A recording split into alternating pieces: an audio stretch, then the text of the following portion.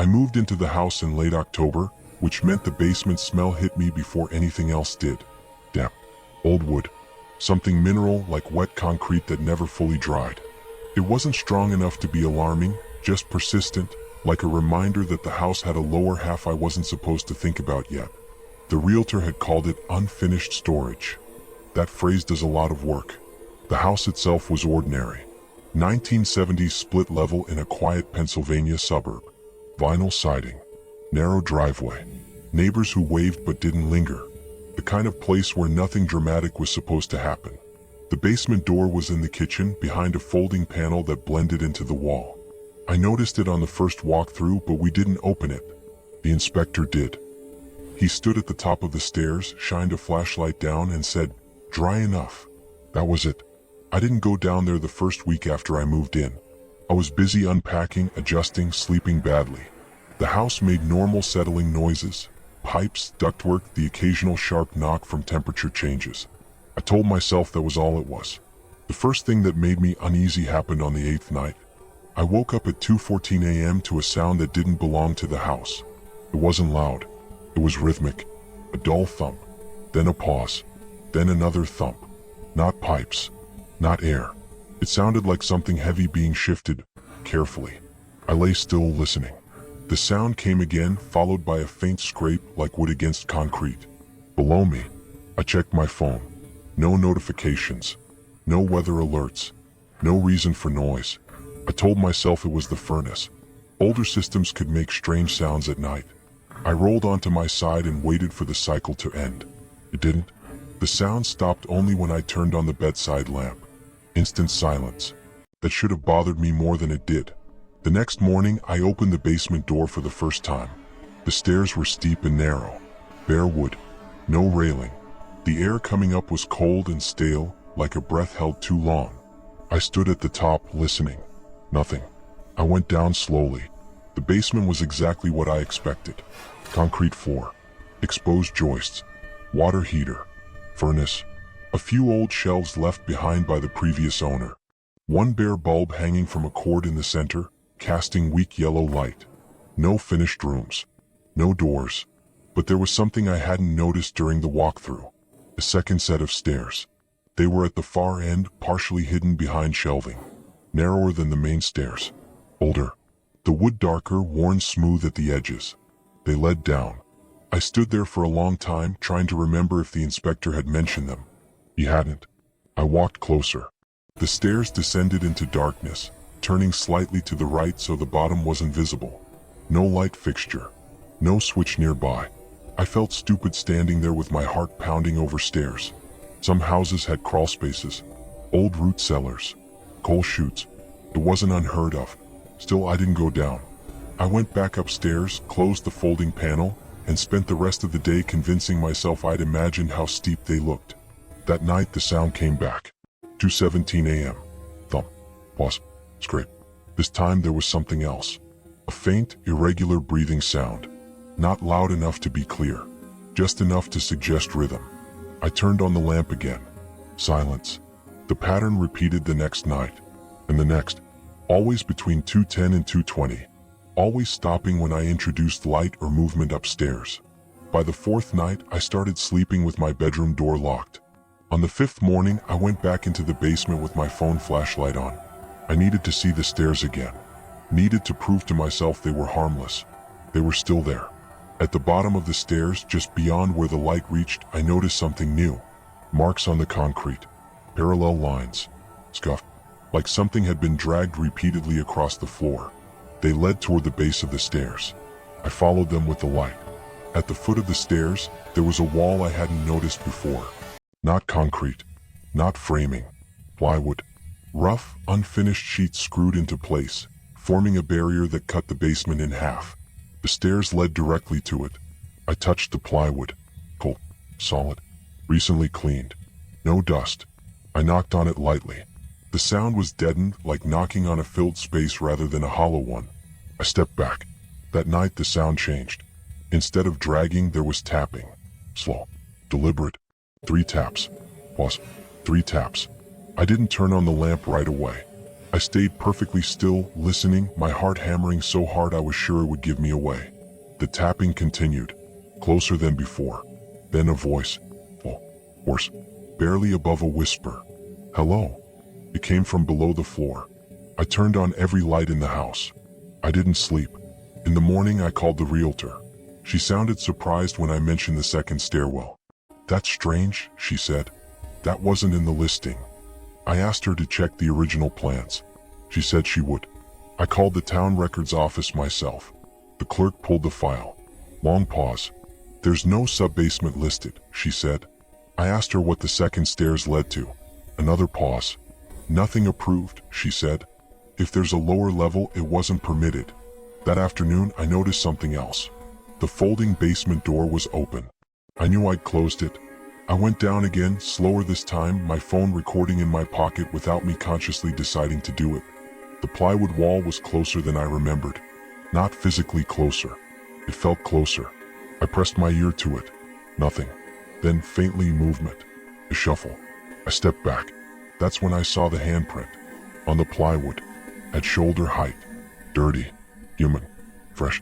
I didn't touch it. I went upstairs, grabbed my keys, and drove to the police station. The officer at the desk listened politely. Asked reasonable questions. Suggested animals. Suggested pipes. Suggested stress. I showed him the video. The sound. The stairs. He frowned. They sent 2 officers to the house that evening. I waited outside while they went in. They came back 10 minutes later. There's no second stairwell, one of them said. I stared at him. What do you mean? I said. I showed you. He shrugged.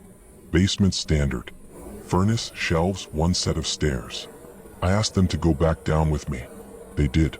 The shelves were there. The bulb. The concrete. No second stairs. No plywood wall. Just a blank concrete foundation where it should have been. I felt dizzy.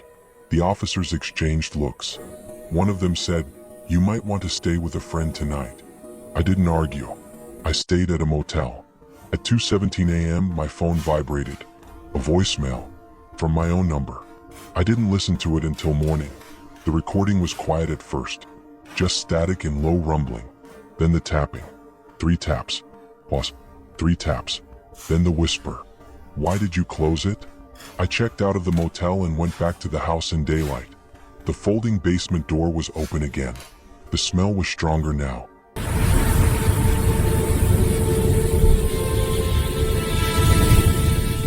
The previous owner left the basement locked. That wasn't unusual, according to the realtor. Older houses sometimes had storage rooms people forgot about. Utility areas they didn't bother clearing out. The lock itself was cheap, one of those brass knobs with a tiny key, but the door frame was reinforced, thicker than the others in the house. You can change it later, she said, or have it opened. I didn't. I bought the place in February, when the ground was frozen hard enough that you stopped noticing the cold unless you stood still. The house sat at the edge of a small town in upstate New York, just far enough from the road that headlights didn't sweep across the windows at night. Quiet. Affordable. Empty. The basement door was at the bottom of the main stairs. Everything else down there was unfinished. Concrete floor, exposed pipes, the hum of the furnace. But the locked door stood out.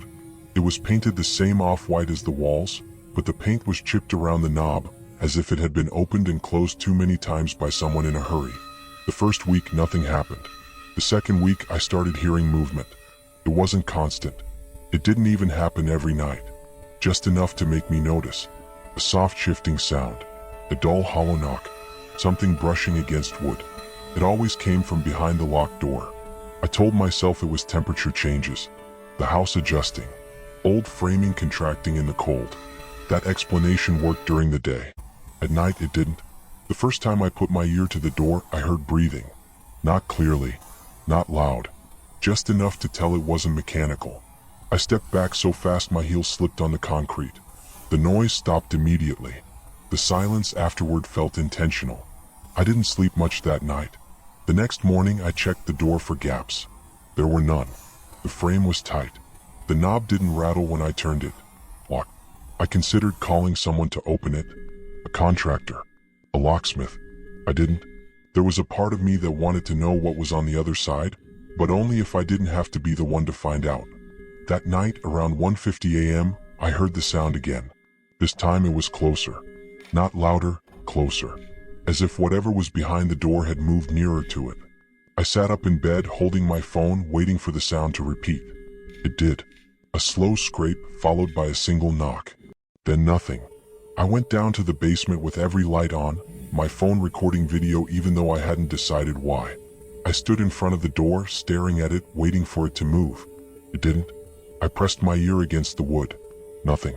I told myself I was done being afraid of an empty house. I went back upstairs. The next day, I asked my neighbor about the previous owner. She hesitated before answering. Nice enough guy, she said. Quiet. Kept to himself. I asked why he'd moved. She frowned. Didn't move. Died. That stopped me. Died where? I asked. She looked at the house. Then back at me. In there. I didn't ask where. That night the sound changed. Instead of scraping, there was tapping. Slow. Careful. 3 taps, evenly spaced. Tap, tap, tap. I counted the seconds between them. 6 seconds. Then it repeated. I stayed upstairs this time, frozen in my bed, listening as the tapping continued for nearly a minute. When it stopped, I waited. I don't know how long passed before I heard the voice. It was muffled by the floor, distorted by distance and structure, but unmistakably human. Can you hear me? I didn't respond. The voice sighed. Footsteps followed. Heavy. Measured. Then the sound of something leaning against the door. The next morning I called a locksmith. He arrived just after noon. Middle-aged, calm, professional. He looked at the door, tested the knob, nodded. Old lock, he said. Shouldn't be a problem. I watched from the stairs as he worked. The moment the lock disengaged, he paused. Smells bad, he said. Before I could answer, he opened the door. The room beyond was small. Concrete walls. No windows. No lights. The smell hit both of us at once. Stale air, rot, something sour that made my eyes water. The locksmith took a step back. You want me to keep going? He asked. I nodded. He flicked on a flashlight. The beam swept across the room and stopped. There were marks on the floor. Not random. Not animal. Handprints. Footprints. Dragged lines leading to the far wall. Against that wall was a mattress. Stained. Indented in the center like someone had been sleeping there recently. The locksmith lowered the flashlight. I'm not finishing this job, he said. I didn't argue. After he left, I stood alone at the threshold, staring into the room. There was no sign of a body. No chains. No obvious reason to call the police. Just a space that clearly hadn't been empty. I shut the door and locked it again. That night, the tapping became frantic. Not rhythmic anymore. Not patient. Desperate. The voice returned, louder this time. You opened it. I covered my ears. You saw it. I turned on every light in the house. You closed it again. The voice rose, cracking. Why? Something slammed into the door hard enough to shake the frame. Once. Twice. Then silence. I slept in my car. In the morning I called the police. They searched the basement, the locked room, took photos, asked questions. They didn't find anyone. One officer pulled me aside. People squat, he said. Sometimes they find places to hide. Basements, crawl spaces. When discovered, they leave. I asked about the voice. He shrugged. Stress does things. They left. That evening, I noticed something new. The lock on the basement door was gone. Not broken. Not damaged. Gone. The door stood open. The room beyond was empty now. No mattress. No footprints. Just a single message scratched into the concrete wall, deep enough to catch the light. I was quiet. I moved out 2 days later. The house sold quickly after that. A month later, I drove past it out of habit. There was a light on in the basement, behind the door that was no longer locked, and someone was standing just inside it, facing the stairs, waiting for someone to come down.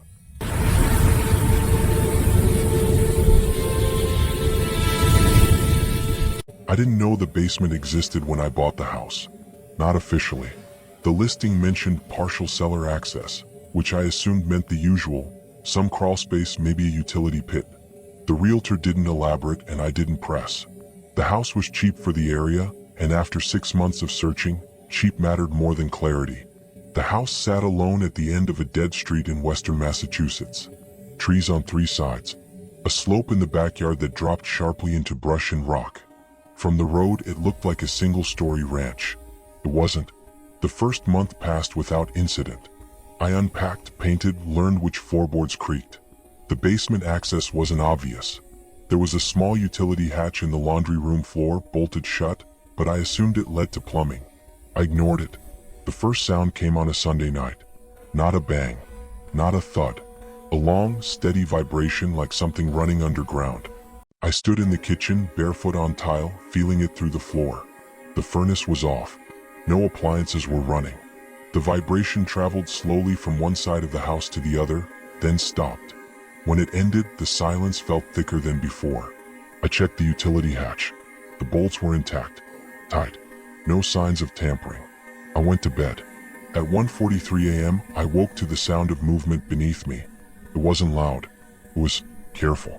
A dragging sound interrupted by pauses like someone stopping to listen. I held my breath without realizing it. The sound stopped. Then, directly beneath my bedroom, something knocked once. Just once. I didn't sleep again that night. The next morning, I emailed the realtor and asked about the basement. She replied hours later. "There isn't one," she wrote. "Just the utility space." I asked if there were older plants. She didn't respond. I tried to find the blueprints through the town. The clerk told me the house had been modified prior to modern permitting requirements. That was all she could say. The second night, the sound came earlier, around midnight. This time it was unmistakably footsteps. Slow, heavy, measured. They moved in a straight line beneath the living room, then stopped under the laundry room, directly below the hatch. I grabbed a flashlight and a screwdriver and knelt on the floor, my ear pressed to the metal panel. Breathing. Clear now. Too close. I scrambled back and spent the rest of the night on the couch with all the lights on. The next day, I noticed dirt on the laundry room floor. A thin trail like dried soil shaken loose. It led away from the hatch. I cleaned it up and told myself it had come from my shoes. That night, I locked my bedroom door. The sound didn't care. Something struck the underside of the hatch from below. Not hard enough to dent it. Hard enough to test it. Once. Twice. Then silence. I called a contractor in the morning. He arrived mid-afternoon, skeptical but polite. He inspected the hatch, loosened one bolt, then stopped. "Smells wrong," he said. I asked what he meant. "Basements have a smell," he said. "This isn't that." He refused to open it further. Suggested calling the town. The town suggested an inspection. The inspector arrived 2 days later. Older man. Come. Clipboard. He unbolted the hatch completely. The air that rushed out was cold and stale, like a sealed room opened after years. He shined his light down. The space beneath wasn't a crawl space.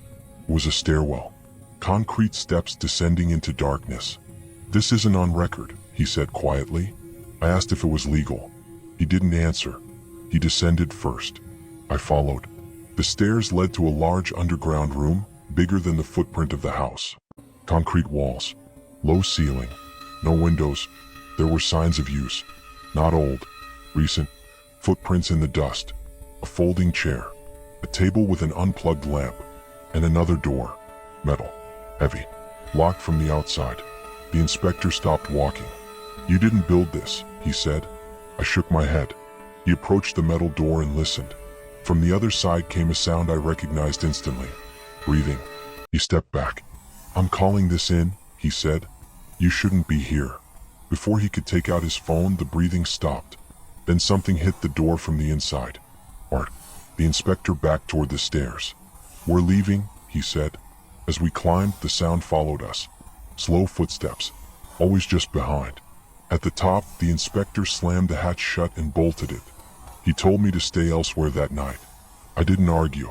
The police came the next day. They searched the space. They found the stairwell. They found the room. They found the door. They did not find what was behind it. The door was open when they arrived. The room beyond was empty. No furniture. No footprints. No explanation. One officer asked if I'd ever heard of legacy access rooms. I asked what that meant. He said, "Places people forget to seal." That night, the knocking returned. Not on the hatch. On the bedroom floor. Directly beneath my bed. 3 slow knocks. Plus, 3 more. Then a voice, muffled by layers of concrete and earth, but clear enough to understand. You closed it wrong. I left the house the next morning with only what I could carry. I put it back on the market immediately. It sold in 3 weeks. No inspection contingency. The day after closing, I received a text from an unknown number. A photo. The laundry room. The hatch was open. The message beneath it read, "IT still opens from below.